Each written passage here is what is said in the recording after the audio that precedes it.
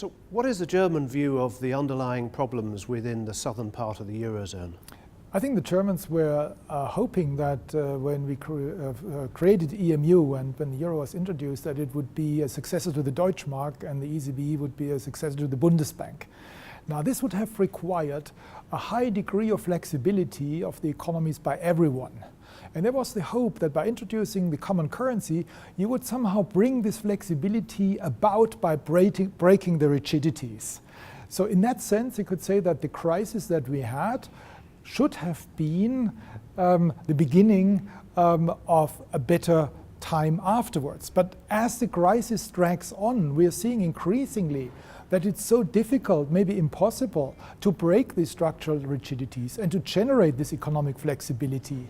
So if you can't do that, if you cannot upgrade Southern European economic models into flexible market economic models, if they remain as they have been before, the big risk is that the euro is dragged away, is no longer the successor of the Deutsche Mark, but is the successor of a Mediterranean currency. Right? And the ECB is no longer the successor of the Bundesbank. It is the successor of a typical Mediterranean central bank. This is what is creating increasingly anxiety among German observers and the population at large. Within the Eurozone, have there been any countries where there have actually been significant reforms?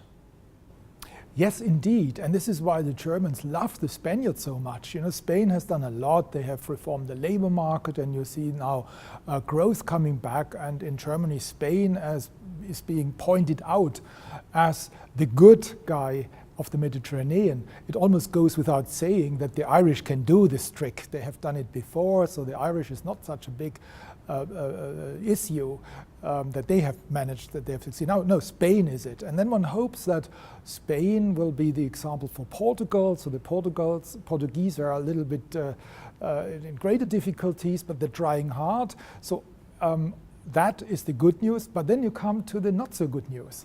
Then you come to the Greek situation, where the Greeks apparently, after having tried for many years, now run out of patience. Right? And then you look at Italy. The Italians are just beginning to try and have not really delivered anything. So this is worrisome. And then you come to France. And France is struggling for years and years and years to get their deficit down to the level that they have promised and signed off in all these pacts and treaties. They should do structural reform, but when it comes to parliament, right, they lack a majority and can it only do by decree. And then you worry. If these countries don't reform, where do you see the Eurozone going in the medium term?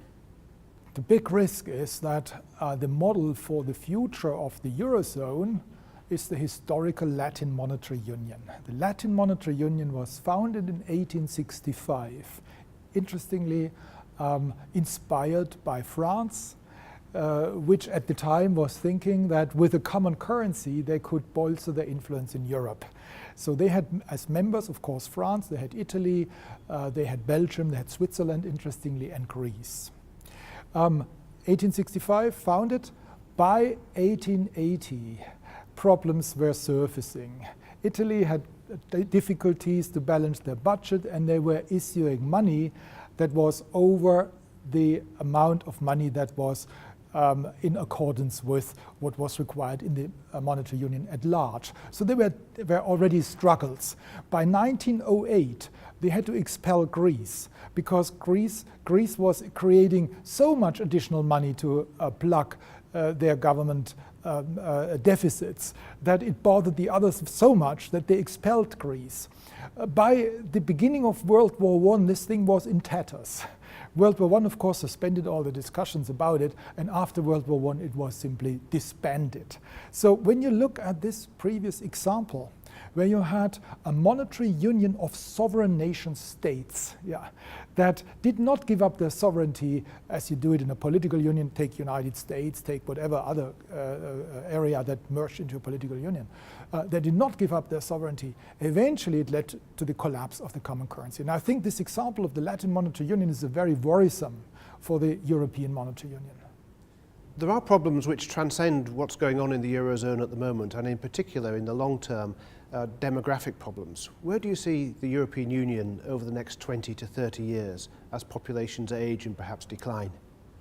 Yeah, this is, I think, the big underlying longer-term challenge. The euro is an additional handicap that we are carrying around with us, which makes this problem even worse to deal with.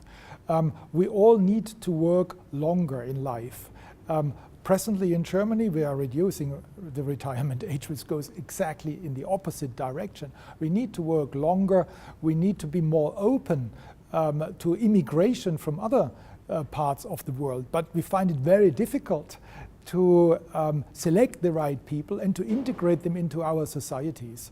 So I don't know what the solution for this problem will be, but I have the strong feeling that this is going to be the big issue that we would be struggling with over the coming decades, much more serious, in fact, than the euro.